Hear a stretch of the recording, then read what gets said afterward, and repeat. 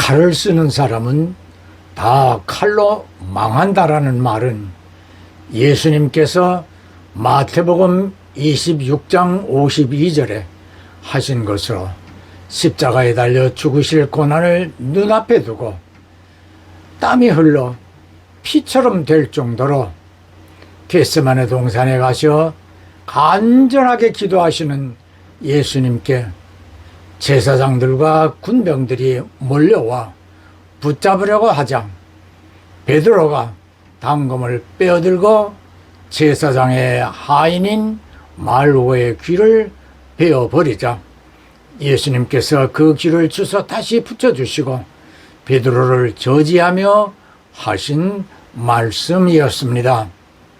꼭 이러한 예수님 말씀이 아니더라도 역사를 돌아보면 언제나 칼을 들어 다른 사람을 해하거나 군사를 동원하여 다른 나라를 침략한 대부분의 나라들이 나중에 더 강력한 나라로 인하여 멸망하여 왔음을 알 수 있지 않습니까?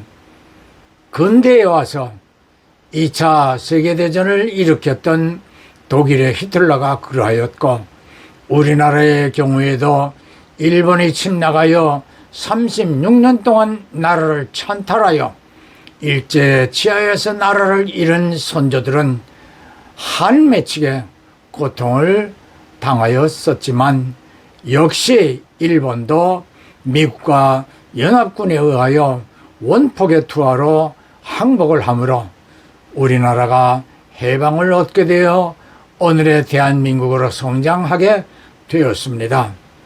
칼이나 총을 들고 무력으로 다른 사람이나 다른 나라를 침해한 그들의 결과를 우리는 분명히 보아왔습니다. 사랑하는 성도 형제 자매 여러분, 최근에도 이란이 러시아의 독재자 푸틴에 의하여 우크라이나가 침공을 받아 수년 동안 전쟁으로 우크라이나 국민들이 고통 중에 있으며 유럽 연합 EU와 미국도 우크라이나를 지원하라 지쳐가고 있으며 또 이란의 지원을 받는 가자지구 무력 집단 하마스와 레바논의 헤즈볼라가 이스라엘을 무자비하게 공격하기도 하였습니다. 하지만 이런 믿을 수 없는 대참사를 일으킨 나치도 결국 파멸하고 마는데요. 독일이 독소 전쟁에서 패배하고 나서 소련과 연합군이 총공세를 통해 결국 소련군이 베를린에 입성하게 되었고 히틀러는 유서를 남긴 채 총통관저의 지하 벙커에서 약혼 여인 에바 브라운과 함께 스스로 목숨을 끊었습니다. 전 세계를 죽음의 공포로 몰아넣었던 인류 역사상 최악의 독재자 히틀러의 최후도 매우 초라했던 것이죠.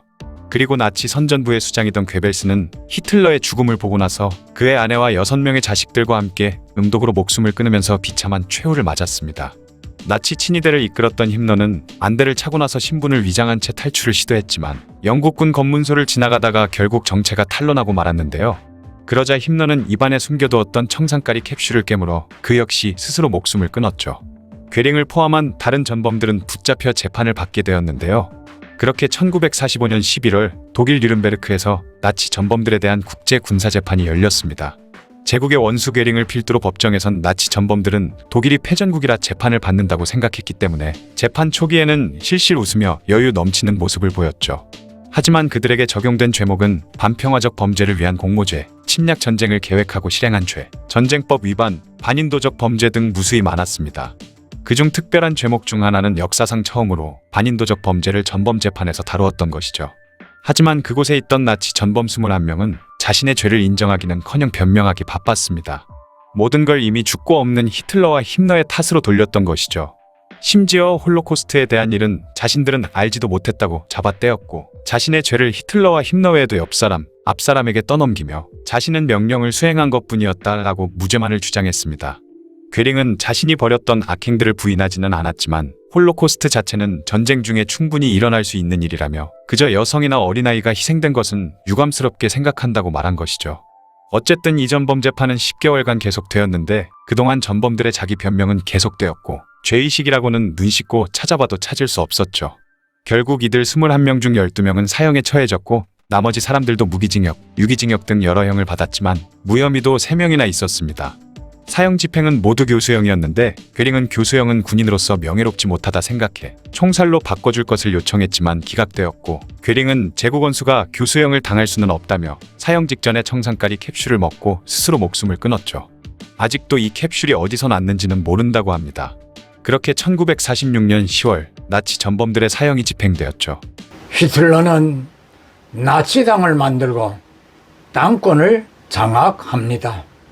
그는 유대인을 적으로 간주하도록 국민을 선동하고 나치를 통하여 600만 명의 유대인을 학살하였던 인간 토살자였습니다. 그러나 그는 여러분이 지금 보신 영상처럼 마지막에 내연녀와 함께 자결로 인생을 마쳤고, 그의 추종자들 역시 전범으로 처형을 받으므로 칼을 든 자들로서 칼로 망하여 버렸습니다. 칼이란 선용을 하면 식칼도 되고 수술칼도 되지만 악용하게 된다면 남에게 해를 가하는 흉기가 되고 맙니다. 오늘날의 악인들이 악용하는 칼은 총이나 온갖 종류의 무기들이 될 수 있어 북한이 기를 쓰고 핵을 개발하여 온 핵무기가 될 수 있습니다. 얼마 전에 미국에서 2살배기 아기가 총알이 장전된 아버지의 총을 가지고 놀다가 오발하여 사경에 이르게 되었다는 뉴스를 보았습니다. 아버지는 총기 관리를 잘못하여 아들을 다치게 하므로 당국의 수사를 받고 있답니다. 이 사건을 보면서 칼이란 남에게뿐 아니라 자신에게도 해를 주게 된다는 사실을 알게 되었습니다. 요즘 한국의 많은 정치인들의 행태를 보고 있노라면 어째 인간의 탈을 쓰고 저처럼 무지한 언행을 일삼을 수 있을까라는 탄식이 저절로 나오게 됩니다. 당대표라는 인물이 자신의 이익과 관계없던가 자신을 비난하는 언행을 하였던 의원들을 공천에서 배제를 하거나 컷오프하므로 저들은 탈당을 하거나 무소속 출마를 시도하려고 합니다. 정당을 개인의 사당화는 물론 자신을 보호하는 조직으로 이용하고 있습니다. 사랑하는 성도 형제 자매 여러분, 성경에서도 이러한 인물들이 많이 있었지요. 그들도 히틀러와 같은 비참한 결과였음을 알 수 있습니다. City of Hiroshima.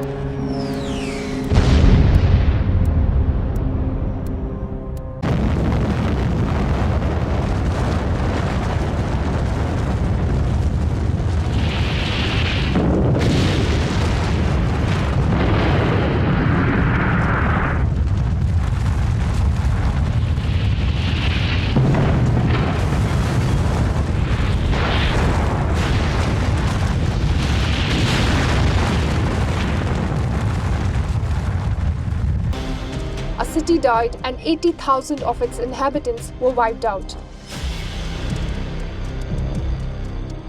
The lingering effects of the atomic bomb would affect people for years to come. On August 15th, Emperor Hirohito announced Japan's unconditional surrender of the over Emperor radio. of Japan and the Japanese government and the Japanese Imperial General Headquarters to sign the instrument of surrender at the places indicated.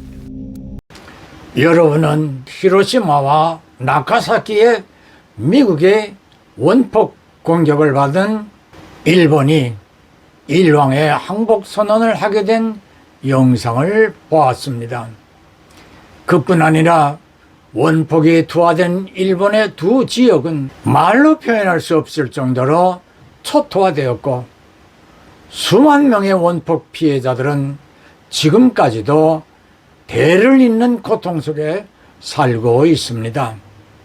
지난주 105주년 3.1절 기념식에서 윤석열 대통령은 일본을 계속하여 적대시하기보다는 동반자가 되어서 함께 미래를 향하여 발전해 나아가되 북한의 핵 위협에서는 선조들의 3.1 정신을 통하여 자유통일까지 완성할 수 있어야 한다고 강조하였습니다.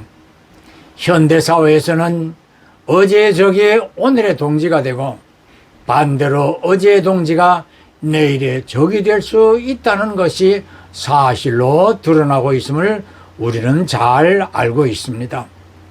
나치로 세계를 적으로 대적하던 독일은 나토의 핵심이 되어 실제 우크라이나의 자유를 위한 지원을 하고 있고 미국과 함께 연합군으로 독일과 싸우던 러시아는 오늘날 중국, 북한, 이란과 함께 우크라이나와 나토, 미국 등 자유세계를 적으로 대적하고 있습니다. 성경에서도 사람의 원수가 자기 집안 식구라고 마태복음 10장 34절로 39절에서 말씀하고 있듯이 오늘날의 전쟁 양상은 내전과 같이 동족 분쟁에서 비롯되고 있습니다. 교회에서도 그렇습니다. 교회 안에 내분으로 교회는 물론 교단까지 분열되고 있습니다. 왜 그럴까요? 교회 안에서도 칼을 들고 서로 난도질을 일삼는 부류들이 있기 때문입니다. 모든 성도들은 예수 그리스도의 군병들이기에 오직 성경의 칼인 하나님의 말씀만을 의지하고 좌로나 우로 치우치지만 않는다면 교회는 반드시 부흥하게 될 것입니다. 예, 아멘, 할렐루야.